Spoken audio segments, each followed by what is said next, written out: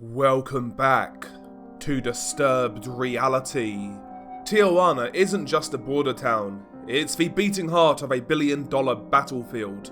Sitting right across from San Diego, California, this gritty Mexican city is ground zero for one of the most strategic, violent and contested territories in the global drug trade. But why Tijuana? What makes it so important to cartels, and why has it become a hotbed for brutality? It starts with one simple truth: location is power. Tijuana is a gateway, a narrow but golden corridor into the United States, the world's largest consumer of illegal drugs. Cocaine, meth, heroin, fentanyl, you name it. If you're a cartel, getting your product across the US border is the ultimate payday. And there's no better entry point than Tijuana. It has high sprawling highways, a massive commercial border crossing, and an overworked and often corrupt border control system. The port of entry at San Isidro sees more than 100,000 people pass through daily. Blend in, slip through, and you're in business. Control of this corridor is priceless, and that's exactly why Tijuana is soaked in blood. Historically, the Tijuana Cartel, also known as the Arellano Felix organization, ruled the city with iron fists and silver bullets. But the power shift began when the Sinaloa Cartel, led by Joaquin El Chapo Guzman, moved in to challenge their control. Then came the rise of CJNG, the Jalisco New Generation Cartel, one of the most aggressive and militarized criminal groups in the world. Now the city is caught in a violent tug of war, with no end in sight. While the Sinaloa Cartel still maintain a great deal of control in the area, this may change in the coming months and years, as the Sinaloa Cartel are currently engaging in a bloody civil war. The cartel is split between factions loyal to the sons of El Chapo, Los Chapitos, and factions loyal to Mayito Flaco, the son of Ismael Zambada, and both sides have been warring since September of 2024. As the Sinaloan factions continue to drop each other in the streets, this may mean that CJNG could muscle in on the territory, and should that happen, it would likely result in Cartel Jalisco Nueva Generacion becoming the undisputed #1 cartel in Mexico, as despite all of the territory that they currently hold, the one thing that they are missing, and have always missed, is control of a border state or city. This is what has kept them behind the Sinaloa Cartel in second spot. They already control various seaports going into Mexico in states such as Colima and Veracruz, and should they control a section of the border, it could be game over. But it's not just a two-player game. Local street gangs, corrupt cops and splinter cells are all part of the equation. Cartels often outsource dirty work to neighborhood gangs, giving them weapons, money and orders. These foot soldiers carry out execution, extort businesses, kidnap civilians, and terrorize entire communities, all while feeding intel back to their bosses. Add in corrupt local officials and law enforcement looking the other way, or worse, directly collaborating, and the result is a city where the rule of law is paper thin. Tijuana's violence isn't random, it's strategic. Brutality is a message. Hanging bodies from bridges, mass graves and daylight shootouts aren't just acts of savagery. They are cartel billboards, messages to rivals, authorities and the public. It's simply, we run this place. Fear is control, and in Tijuana, control is everything. What makes things worse is the sheer scale of the market. The US demand for drugs is insatiable, and as long as people keep using, cartels keep profiting. That demand fuels a supply chain that stretches from the jungles of Colombia and synthetic labs in Mexico all the way to suburban America and as far as Europe and Australia. And Tijuana? It's the choke point. Whoever owns it profits enormously. Whoever threatens that control dies. There's also the human trafficking component. Cartels now make more money smuggling migrants, some of which are fleeing violence caused by the same organizations. Some pay willingly, others are exploited, kidnapped and sold. For cartels, people are just another product, another business model. So why is Tijuana so violent? Because it sits at the intersection of geography, economics and criminal ambition. It's a lucrative route, a weakly governed city and a contested prize. It's where powerful organisations fight not just for territory, but for access into one of the most profitable illegal economies on Earth. To understand the situation of Tijuana, we should first explore the Tijuana Cartel, also known as the Arellano Felix Organization. The TJ Cartel, officially known as the Arellano Felix Organization, AFO, was once among the most powerful and violent drug trafficking organizations in Mexico. Dominating the drug trade along the US-Mexico border during the 1990s and early 2000s, the AFO established itself through brutality, corruption, and a tight-knit family hierarchy. However, by the 2010s, a combination of targeted law enforcement operations, internal betrayal, and competition from rivals had led to its fragmentation and decline. The Arellano Felix family hailed from Sinaloa. Initially, the brothers worked under the tutelage of Miguel Angel Felix Gallardo, the so-called godfather of Mexican drug trafficking and leader of the Guadalajara cartel. When Gallardo was arrested in 1989, his empire fractured, and the Arellano Felix brothers, particularly Benjamin, Ramon, Eduardo, Francisco Javier, and Francisco Rafael, seized control of the Tijuana border, one of the most strategic drug routes into the USA. The Tijuana cartel quickly built a reputation for its ruthless enforcement tactics, including widespread bribery of Mexican officials and brutal violence against rivals and informants. In fact, they were one of the first cartels to weaponize the use of local police, not in the corruption sense, but literally using police to conduct hits on informants, rival cartel members, and rogue traffickers. At its peak, the organization was believed to have generated billions of dollars annually by trafficking cocaine, marijuana, heroin, and methamphetamine into California and other US states. The AFO operated as a family-run enterprise, with different siblings responsible for various aspects of the business. Benjamin Arellano Felix was the brain behind the operations. He oversaw the organization's logistics and finances. Ramon Arellano Felix was the enforcer, known for ordering and participating in killings.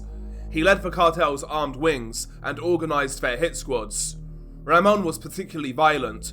One of his pastimes was to test new weaponry on random individuals, very often civilians who had no dealings in cartel life. Eduardo, Francisco Javier, Francisco Rafael, and Enedia, the sister, all managed other segments, such as money laundering, transport, and international connections. This centralized power structure gave the cartel cohesion, but it also made it vulnerable. Ultimately, the loss of key figures crippled the organization. In the mid-1990s, the AFO was involved in a violent turf war with Joaquin El Chapo Guzman's Sinaloa Cartel, particularly over access routes through Baja California. One of the most infamous episodes was the May 1993 shootout at the Guadalajara airport, where a failed attempt to kill Guzman led to the death of Cardinal Juan Jesus Posadas Ocampo, a high-ranking Catholic cleric. The incident sparked national outrage in Mexico and put the AFO in the crosshairs of the government. During this period, the AFO was considered one of the most dangerous cartels, using corrupt police, custom officials, and hitmen to maintain control. The cartel's feared enforcement arm committed dozens of high-profile assassinations. The downfall of the Arellano Felix organization was a slow, multifaceted approach catalyzed both by US and Mexican efforts to decapitate the cartel's leadership. In October of 2002, Ramon Arellano Felix, the cartel's most feared killer, was killed in a shootout with police in Mazatlan, Sinaloa. In March of 2002, Benjamin Arellano Felix was arrested in Puebla. He was later extradited to the US and sentenced to 25 years in prison in 2012. In 2006, Francisco Javier Arellano Felix was captured by the US Coast Guard while deep-sea fishing. He pleaded guilty and received a life sentence. In 2008, Eduardo Arellano Felix was arrested in Tijuana. He was extradited to the US in 2012 and sentenced to 15 years. And finally, in 2013, Francisco Rafael Arellano Felix, the eldest brother, was killed at a party in Cabo San Lucas by a man dressed as a clown, highlighting the continued danger facing former cartel members. With the top leadership dismantled, the AFO's grip on Tijuana loosened. This enabled the Sinaloa Cartel to largely control the city as well as the state of Baja California and importantly the border. As the leadership crumbled, the AFO began to splinter. A faction led by Fernando Sanchez Arellano, the nephew of the Arellano Felix brothers, tried to keep the cartel alive, but his 2014 arrest marked the final blow to centralized leadership. Some remnants merged or were absorbed by larger cartels, including the Sinaloa Cartel, and later, the Jalisco New Generation Cartel. In fact, in 2016, the Tijuana Cartel threatened to make somewhat of a comeback, kind of.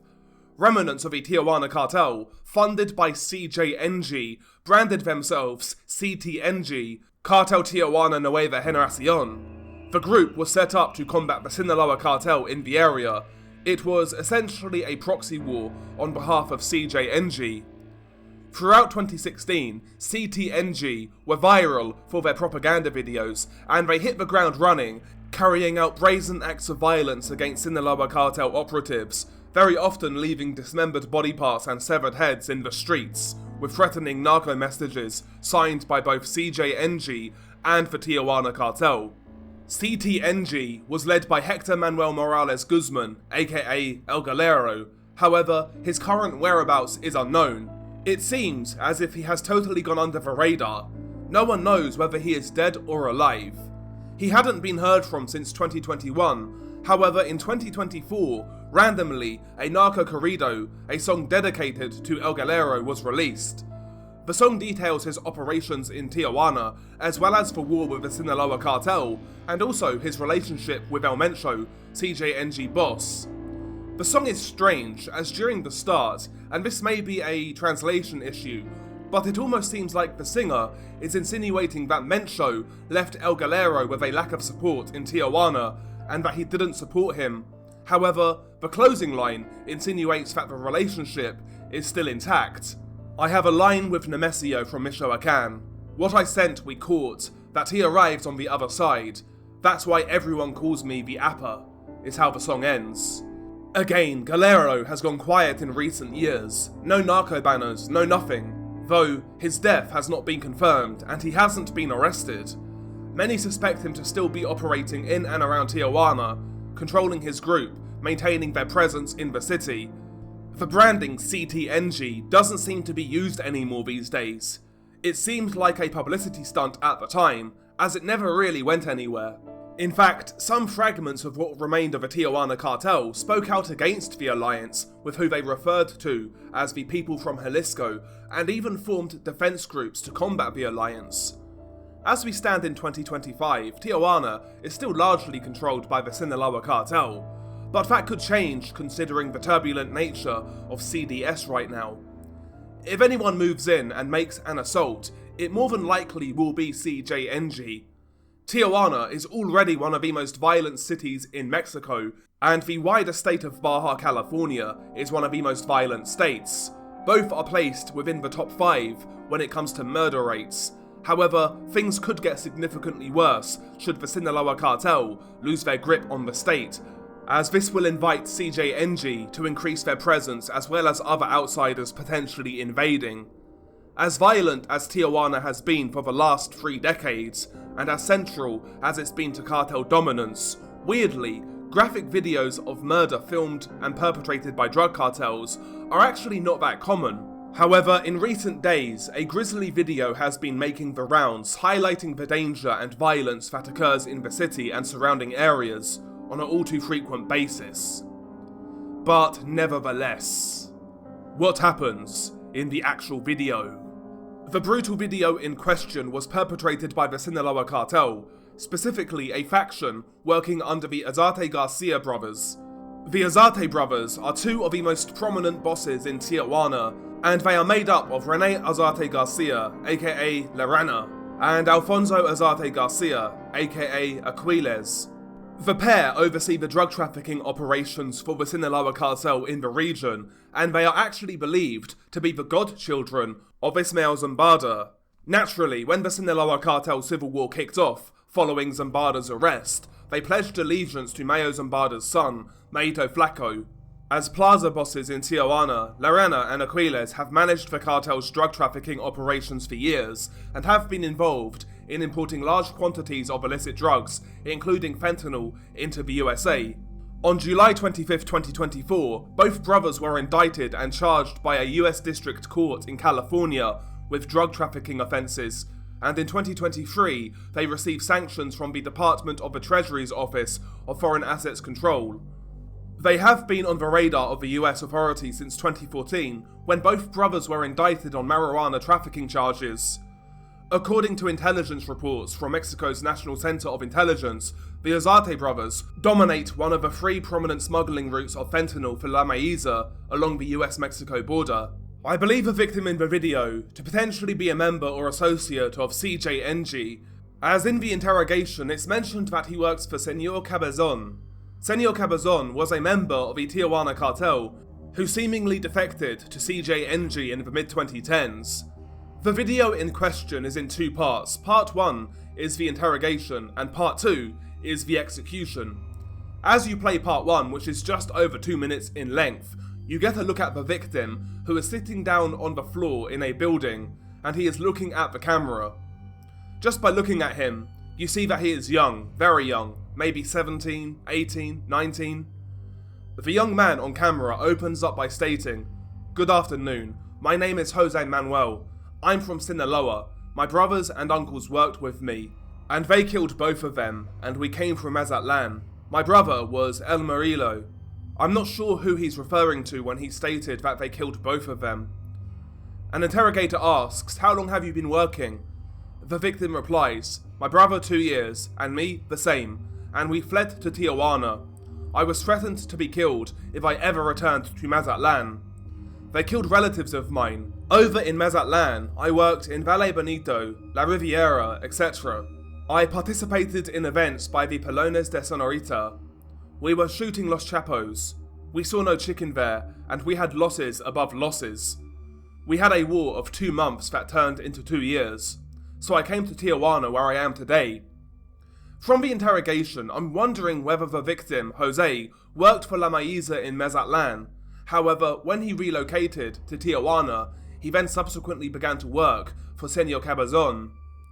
The captive remains surprisingly calm and stoic throughout the interrogation. Regardless, the confession ends there. In the second video, you are presented with a new camera angle. The camera is further away, and you see the victim kneeling in a barren room with no furniture whatsoever. The victim is shirtless, has his hands tied behind his back, and he has a gag around his neck that is not in his mouth. Standing behind the captive are 7 heavily armed sicarios, all dressed in black, though one is wearing a beige combat vest or plate carrier.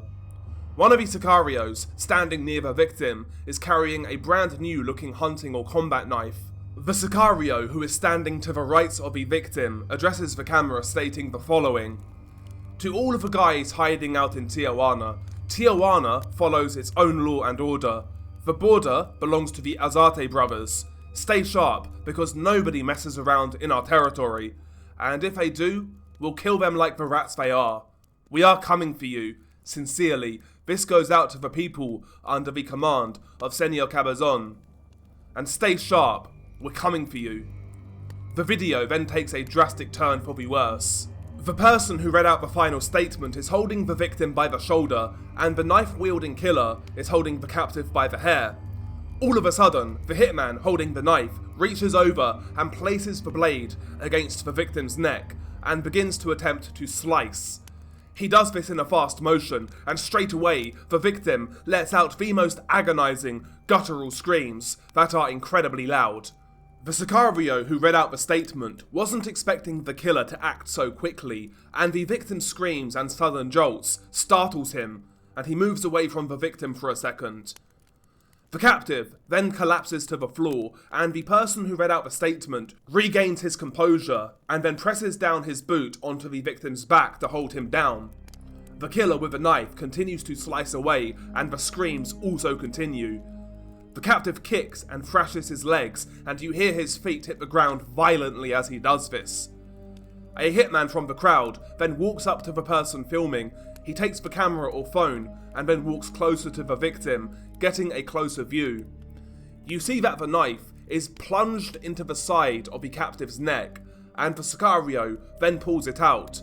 Blood then suddenly erupts and leaks violently onto the ground, which is covered in a black tarp. The knife is then plunged into the back of the neck. The blade seemingly penetrates the spine. You see the Sicario put pressure down onto the blade. He puts his weight into it. It sinks into the back of the neck, and then you hear a snap. The captive's body briefly jolts. The captive has stopped screaming at this point, but you still hear the raspy sounds of his attempted breathing. As the knife is stuck into the back of the victim's neck, the hitman then tries to turn the blade to cut through the spine, though the Sicario struggles. Blood is now puddled into the tarp, and it's getting messier and messier. Eventually, the killer pulls the knife out, and he resumes to try sawing through the victim's neck with the blade. All of a sudden, you hear blood bubble and gurgle in the victim's throats. One of the hitmen in the background can be heard sharply whistling, as if to say get it over with, seemingly thinking the process is taking too long. The hitman continues to cut and hack away, and at the end of the video, the victim's head is still attached to the body, but it is contorted and pointing at an angle that it shouldn't be, seemingly indicating that the spine has indeed been severed. The video ends there. What makes this clip stand out, aside from the fact that it's from Tijuana, is the tragic aspect of how young the victim looks, and the screams are absolutely horrific. To be honest, they can't really even be described as screams. They're not high-pitched. They don't even sound human, they sound guttural, and the empty room and the silent Sicarios make them stand out even more. But anyway, that is the video. I hope you enjoyed it, if you can enjoy this sort of content. As this video gets uploaded, should be May 2nd, and I think May 3rd of 2021 was our first video, so basically hit 4 years on the channel. So yeah, whatever happens from here, thank you guys very much for the support. It's been much appreciated. I would like to kind of express my gratitude to you guys for supporting me all these years, for people who have stuck around. And I'd also like to share one day my experiences in running this channel, psychologically, emotionally, the people I've spoken to, etc. I'd like to lay those thoughts out at some point in time. Maybe that's like a last video job, I don't know. But anyway, thank you guys for the support, it's much appreciated. If you're new here, hit subscribe, smash like, all that good stuff. Links to my Twitter, my Twitch will be in the pinned comment. I would appreciate it if you could follow me on Twitch, that'd be amazing. But it's a place for me to have fun and let my hair down, basically. But anyway, guys, as always, stay safe, and I'll catch you on the next one.